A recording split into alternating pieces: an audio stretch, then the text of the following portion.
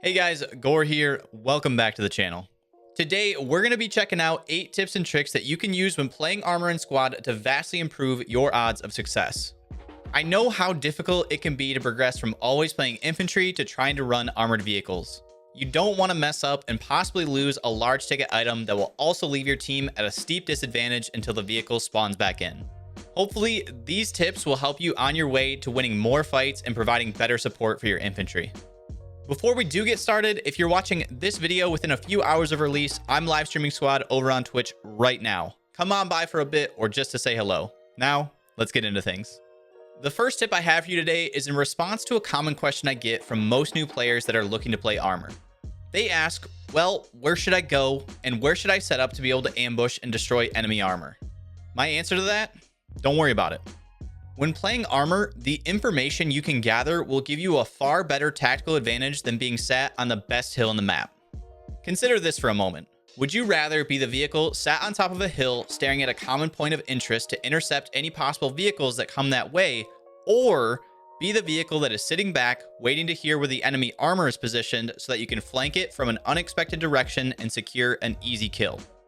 You're probably leaning towards the latter. I know that when people play armor, they want to lay down some hate as soon as possible, but taking things slowly and waiting for enemy armor to get called out and marked will vastly improve your chances of winning the engagement. Additionally, consider your biggest threat on the battlefield at any moment. If I'm in an MBT, I know that the enemy MBT is likely my biggest threat.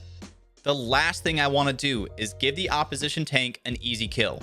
So I'll purposely not engage a hovering heli or a transport vehicle driving about, because the less information I give to my enemy, the higher my chances are of getting the first intel and being able to maneuver and secure the kill while taking minimal damage. Speaking of destroying enemy armor, there is one standout strategy that you can employ in almost every fight in order to come out on top far more often. That is, aim for the turret of the enemy Vic. This can be applied to any vehicle besides main battle tanks, as the front turret armor on an MBT is some of the strongest. We aim for the turret of other vehicles for one very straightforward reason. It's pretty freaking hard for them to shoot back at you if they can't rotate their main gun. Turrets have 3 stages of health. Full health, where they're 100% functional, below 50% where your sights become cracked, making it harder to see, and stabilization no longer stabilizes the turret, and 0% where the turret can only be moved at an incredibly slow rate. The idea is to get the enemy vehicle turret to this final stage so that you can secure the kill on the enemy vehicle while taking minimal to 0 damage.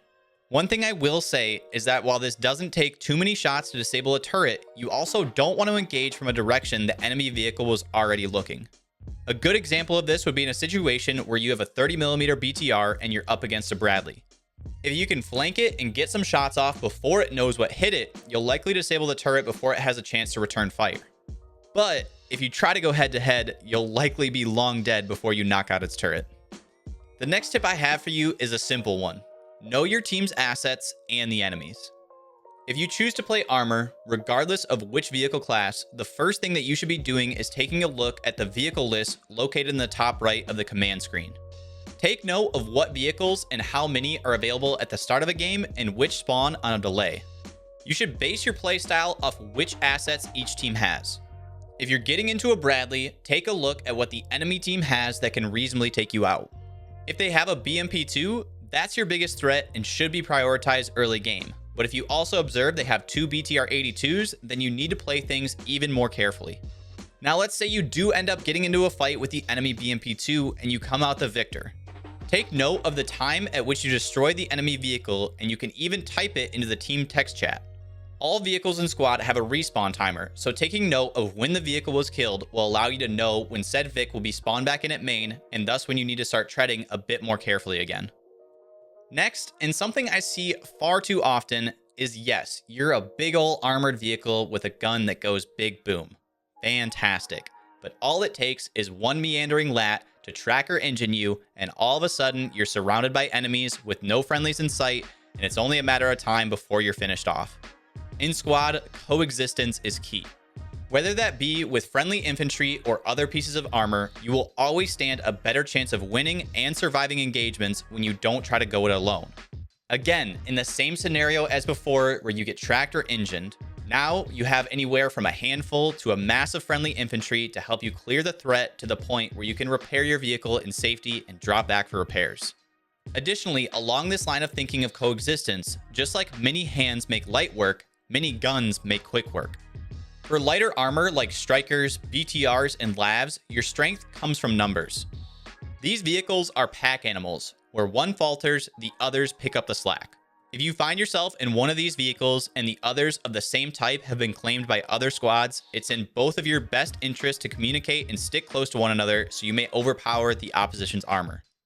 I think anyone that's played squad for more than a few hours has seen the cocky tank squad roll right down an urban street thinking they're going to secure all the kills and clear a path for the infantry. Does this work?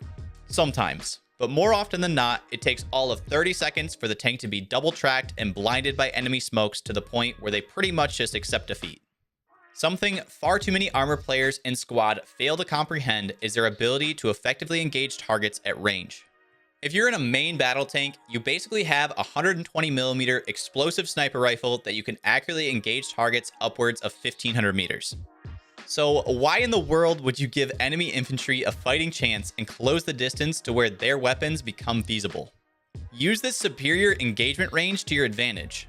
Yes, there are situations where buildings and foliage force you to close the gap, but one of the first thoughts in your head when positioning your vehicle should be, where can I set up to get a sight line on the enemy while remaining as far away as possible? The more distance you create, the more you'll start to notice that you aren't constantly taking damage from infantry or being destroyed by them. Yes, you may miss out on a few kills, but your job is to support your infantry, not lose a big ticket asset because you were too impatient to hold back a bit. As a rule of thumb on this topic, the bigger your gun, the more distance you should try to keep. With tanks and IFVs, I try to stay anywhere from 500 to 1500 meters away. And with APCs, you can dabble in getting closer, but keep in mind it only takes one hat and one lat round to kill you, so tread carefully. If you play armored vehicles in squad, you're bound to get disabled on many occasions. Whether it be your tracks, engine, or interior wheels, some damage simply can't be shaken off, and you and your crew need to get out to repair. The mistake I see far too often in this regard is players getting out of their vehicle the instant they get disabled, and then they're promptly greeted with a few rounds to the back as the crew thought that the threat would magically disappear once it had them dead in the water. Any smart AT player, or any player for that matter, knows that when a vehicle gets disabled, its crew will have to get out eventually to repair, and they can pick these crew members off to leave the Vic undermanned or completely unmanned. With this in mind, and while it may be hard not to panic, the best thing you can do when you get disabled is just to stay put. If you only have 2 crewmen in the vehicle, have the driver go into the commander seat and start scanning for threats. At the same time, the gunner should be scanning and eliminating any threats in the area. Do this until you think the area is clear to exit the vehicle or until help can arrive in the form of another vehicle or friendly infantry. The other thing I'd like to mention in regards to getting disabled is what you can do to possibly increase your odds of survival or even get off the X. Firstly, whenever a Vic has its engine disabled, it still maintains a bit of forward momentum. If you're close to a downslope, you can try to use the momentum you have to reach it and then coast down to create more of a gap between yourself and the infantry that hit you. This works especially well with wheeled vehicles, and I've seen some get hundreds of meters away by merely using their momentum and downward sloping terrain. If you're in a tracked vehicle and one of your tracks get disabled, the first thing you should do is face your front armor to where you believe your biggest threat is. This way, enemy armor and AT will have a harder time hitting your vulnerable spots and will have to try to penetrate your vehicle's thicker front armor. While today's tips will help you win more armor fights, you're still bound to lose some here and there, so I'll leave you with this one last tip. That is, always try to disable something on the enemy vehicle so that if they come out on top, there's still a decent chance that another vehicle or infantry could finish off the already injured Vic. Against APCs, this means trying to engine them, and against tracked IFVs or MBTs, either disabling their engine or tracks.